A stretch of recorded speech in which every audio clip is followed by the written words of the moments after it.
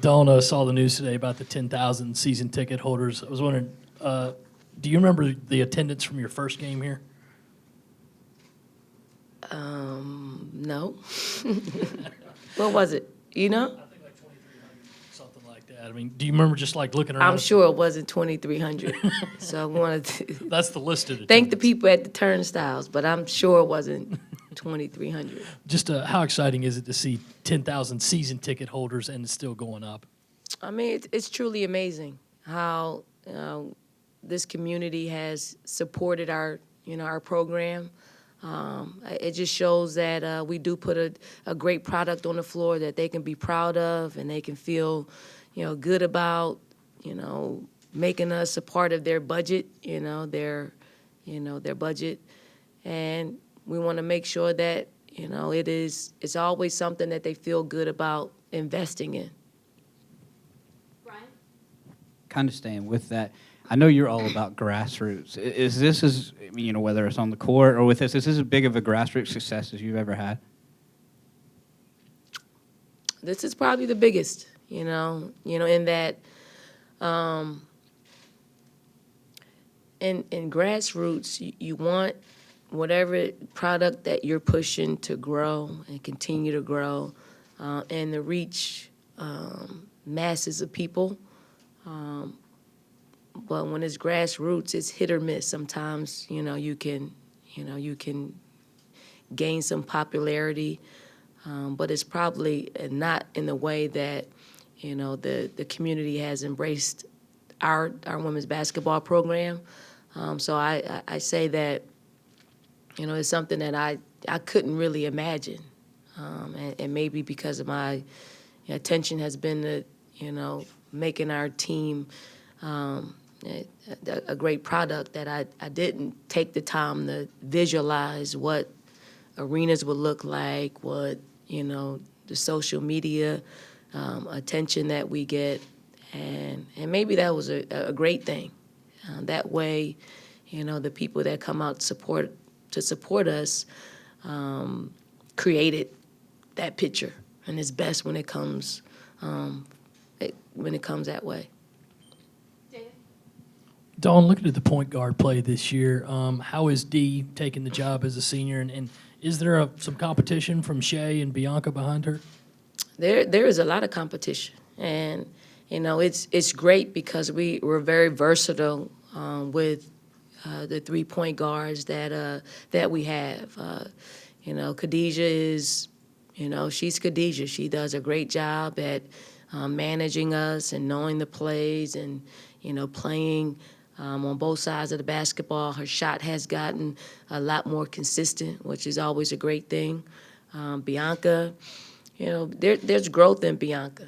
I know, we always, kind of have to hold our breaths to see, what's going to happen, good or bad. But a lot of good, more her good is outweighing her bad. And if we can continue to get her to grow in that department, just making better decisions with the basketball, I think she can be a difference maker for our basketball team this year. And then Shea Colley, she's getting better and better. She is probably in between the two of them, where she's calm and she's cool. I think she's she's cerebral. She understands what we're trying to do. She's just trying to gain more and more experience. So she has good days, she has bad days, she has ugly days, but she consistent, with her approach to it. So she doesn't get too high with the highs or too low with the lows. And when someone is able to maintain that position, they're going to be a quality player for us. In the back, Joe? Coach, you seem really confident with your team's depth at the guard position. I wonder at the bigger positions where Coates and Wilson are, do you feel as strongly that there's enough depth behind them to go through the season? Well, there is. Coates and Wilson can't play. For us, they can't play 30 minutes right now. Meaning the pace of the game. The amount of contact and physical contact that takes place, in the paint, their ability to, swiftly move down the floor, you know, it just takes a toll on big bodies like that. So we want to make sure that, you know, they're always fresh, so they're always getting our opponent's best, best play. But we have Sarah Imovio, who, you know, is a nice complement to what we already have. She is an incredible athlete and an incredible rebounder, and, you know, she's our enforcer. So she does not, you know, she doesn't mind being very physical. She's always on go. You know, she doesn't slow down, which is a lot different than what we have. And we might slide some of our longer perimeter players, slide them over to playing some posts for us. And then Jatari White, she's getting healthier and healthier. I think yesterday was, you know, the first time she competed, just competed, able to play in competitive drills, in a few weeks. So, we can get her healthy, before the start of the season. I think we can, we'll continue to be probably one of the, tallest and longest teams in the country. Brian? Playing off of both of those questions, actually, you were talking about the other day about wanting to play fast, and is everybody picking it up at the speed that you would, no pun intended, that you would like to be right now? Yes, it's our pace is a lot different than it has been. I'll have to credit our new performance enhancing coach, Katie Fowler, for increasing that speed. Just how she's handled us. She's handled our team, and everything is quicker. Weight rooms, quicker pace, conditioning, everything's a lot quicker, and we don't give them time to think. They have to think on the run. And because of that, I think we can, steal some baskets here and there and keep our opponents on their toes at all times, and not be a team that just, walks the ball down the floor and set up in half court. We'll do that some. But for the most part, we want to utilize the depth that we have on our roster. David Caravella? Don, going back to Asia and Elena, that you were so effective using them off the bench last year, sort of bringing in that second wave. Do you have people in mind you think can fill that role? And then how do you think they will translate into, I assume, a starting lineup position for those two this year? We're different. We're different than last year. If I had to, pick a starting lineup as far as bigs, they're their natural choice. They've played that way thus far in the preseason, and they do have an advantage because they have a lot of experience playing last season. Jatari, I think, once healthy, I think she can push, to start, but they have a head start on her when it comes to just having played last year and having been able to, practice every practice. Sarah Imovio, she's getting her feet wet. She, doesn't have the experience of knowing our terminology, the pace of play. Some of the plays that we're running are familiar to some of the returners. So, by the time that the season rolls around, hopefully she can continue to compete for a starting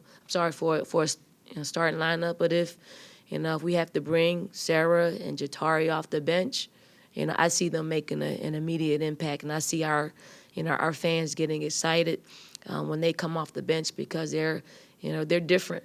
They're a lot different than Elena and a lot different than Asia, but in a productive way as well.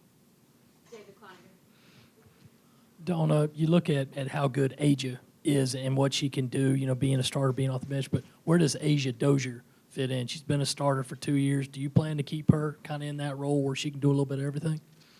Well, we're not going to lock ourselves into who starts and who doesn't start, but Asia Dozier is by far probably our most intelligent player. She understands what we want. She's as versatile as they come. And when you're able to, when you're able to move around and be as versatile as she is going to be on the floor. She's playing great. We've asked her to make the adjustment to playing a little bit in the post because of, some of our, because Jatari hasn't been the healthiest. She smoothly made that transition when we, give her some reps on the perimeter. It's like putting on an old shoe. And if I'm a player, I'm taking a page out of her book by knowing, by being versatile and knowing, what's happening out there on the floor. Brian? You mentioned Katie just a second ago, but you did have some staff changes this year. Has that worked, with practice starting officially, kind of the way that you've envisioned it would work so far? Yeah, we did have some, some staff changes. And, when you have staff changes, you want to bring in the very best. So we went out, we did a research, and we figured out who would be the best people to smoothly make the transition and making us, a better contender for a national championship. And, Katie was, one that, by far was the one that we wanted. We also have a new trainer, and Marcella Shorty, who was, Tara Vanderveer and Stanford University's trainer for several years. But we also go back. Marcella and I go back to when I was coaching at Temple. So, there's some familiarity with Marcella, and I think she's making the transition great. Fred Shamil is also, a coach that replaced Darius Taylor, and he's one that I've coached with, who's coached me. So he's very familiar with our program and how we like to operate. So, there's been a very smooth transition with all of our newcomers. Anything else for Coach Staley? One more here, David. If I can actually ask two about Tiffany. First of all, the way she sort of put this team on her back in the regionals last year, did you see that as evidence that she is continuing to elevate her game as she develops in this program? Tiffany Mitchell is, Tiffany Mitchell was primed to be, the type of player that we can rely on, with her play. Her work ethic is unmatched, probably by any player that I've ever coached. Her ability to wanna be the best. That is, playing different roles at different times. I sat her down last season and just told her that, we probably don't need her to be a Tiffany Mitchell every game. In order for us to become a championship type team is to, force people to play other roles, starring roles, so to speak, where to get Asia Wilson ready, to make sure that Elena Coates can make an impact, to make her feel good about what she's doing is only going to make us a solid basketball team. And then when the time comes, when you need to, step up and be our All-American, that you're ready to do that. And, she transitioned nicely into that role for us. So, and it'll be, a role that's very similar to what she's played. And she hasn't, been able to practice as much as she would like. So other players are gaining valuable experience with her not being, in the lineup as of right now. So when she comes in, they're already, they'll be ready to make an impact when she isn't necessarily on the floor, which makes our team, a lot better. And that complete lack of fearlessness she showed in those situations last year, is that something a player of her caliber always has, or is that something that has to develop over time?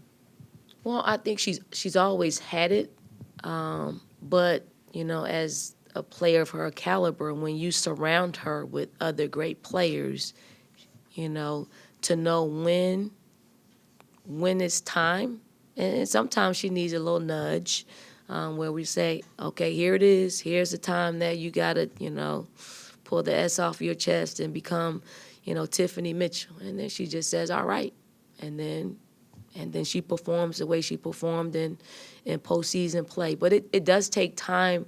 It's always in them. It's just when. It's just when, because they want to do it all the time. And if they do it all the time, we become, easy to scout.